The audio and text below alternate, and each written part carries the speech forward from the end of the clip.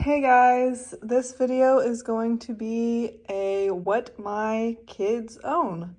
This has been a very requested video. I don't like showing their rooms just for privacy reasons, but I don't mind showing you what toys that we own. So this is not where we keep all of our toys.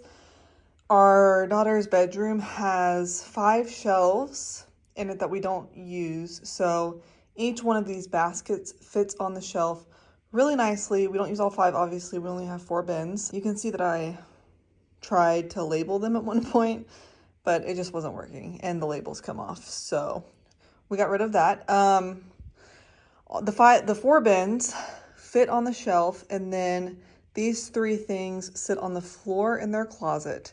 Now, some disclaimers. I'm going to have people in the comments that say that this is not minimal enough. And I will have people in the comments based on my Christmas video saying that I deprive my children of life, liberty, and the pursuit of happiness because this is all they have. This is just what works for us. If this isn't minimal enough for you, or if this is too minimal for you, you do what you want with your life. This is just what we do, and this is just what works for us in a small space without making our children feel like they cannot own anything and they have no autonomy over their possessions. Another disclaimer, we do not force our children to get rid of anything. The rule that we have, besides these 3 taller buildings, or whatever you want to call them, all of the toys have to fit into these 4 bins. You can see that right now, everything is pretty categorized. This is Bluey stuff, this is kitchen stuff, this is frozen, and this is like miscellaneous dolls and stuffed animals. All of the small toys have to fit in these 4 bins. The larger things, we have to be able to fit them in their closet without it being crowded or congested. That's the only rule we have. All of the toys have to fit in the closet neatly and orderly. I think I got that from Joshua Becker. Anyways, let's get into exactly what they own. Again, we do not force our kids to get rid of anything. We try and help them pick out what they're not playing with anymore, and then have them let go of an item. This is not always easy. It takes longer, but it does produce fruit later on. I will say that the exception to that is if something is broken or obviously garbage, then I do not ask. I will just remove, especially if they just refuse to get rid of it themselves, especially if it's like a sharp edge or it's a choking hazard or something like that. I will get rid of that. But for the most part, they have autonomy over what they get rid of.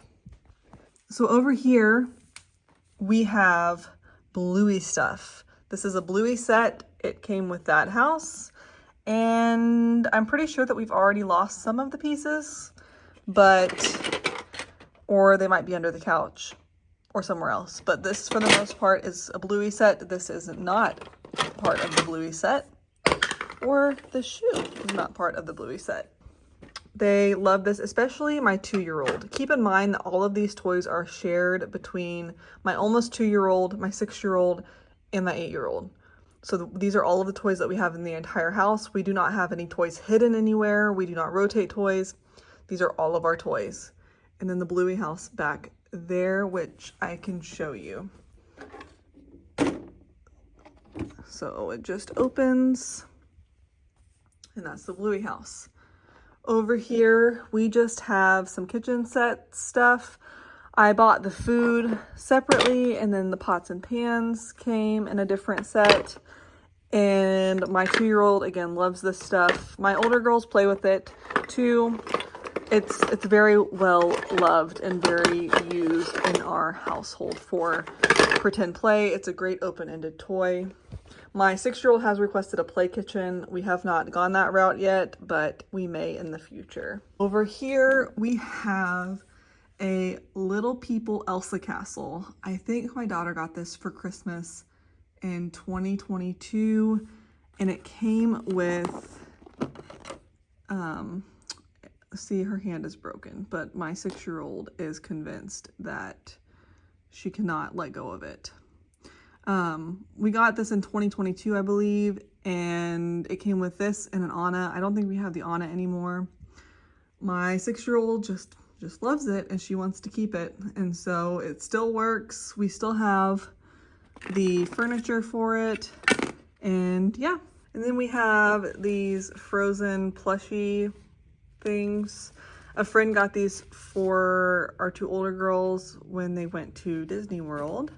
So I think there's 5 of those. And then another set that they got us when they went to Disney World was this with the Kristoff, Elsa, and I don't know if there's an Anna in here. Maybe not. I'm not sure. And yeah, that's it for Frozen. Big Frozen fans in this house, apparently. We used to watch it all the time. Not so much anymore, but they do still enjoy playing with the Frozen set. Over here, this is just kind of a mix bag of everything. This goes to a Barbie, which we'll probably find in a minute. 2 Mickeys. My 6-year-old has had these 2 Mickeys for years, and she still sleeps with them every single night. And she has to have both of them. She loves them both. So we have 2 Mickeys. This is my 8-year-old's stuffed animal that she sleeps with every night. She got it from the zoo. I believe it's a red panda, and she loves it. So there's that. We have 2 of the Target brand American Girl dolls. This one is my 8-year-old's. I have to fix her hair pretty regularly. She gets played with a lot and the hair starts to look a little crazy. So we have this one, and then this is my 6-year-old's. Again, the 2-year-old can play with any of this stuff. So it's not that these are just specific children's toys and no one else is allowed to touch them. And then in here we have a Barbie.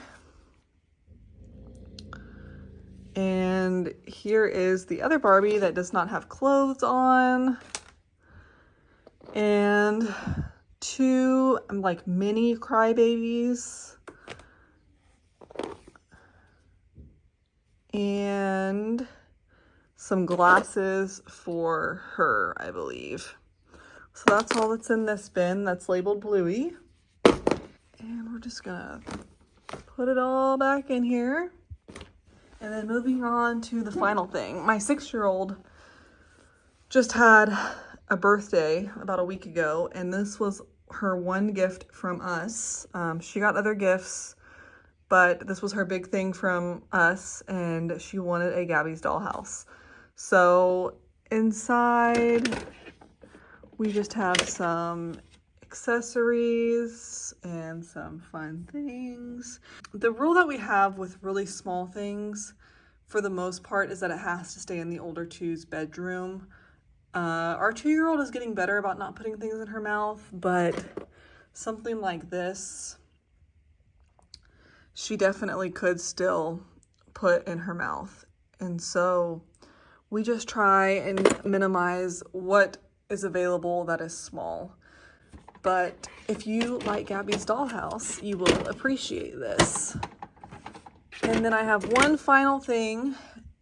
The last thing that we own, this is everybody from my husband to the 8-year-old to the 6-year-old. They all 3 play with this, and it is just a box of Legos. A lot of these Legos were from my husband when he was growing up, but just a whole collection of random bits of Legos, and they all love it. This actually stays under their bed because it's a big tote, so I'm not going to put it in their closet. It doesn't fit well on any shelf. It hangs over a lot, and it's not super light, so it would not be easy for them to get down. So under the bed, this is the only thing that goes under their bed, and it works well. Anyways, guys, that is what 3 children in a minimalist household own. Again, minimalist is subjective. This may be way too much for you. This may not be enough for you. It's all subjective. But this is what our kids own and the boundaries that we have set up. Let me know down in the comments if you have kids, how many kids you have, and if your kids own more or they own less. And I will see you in the next video. Bye.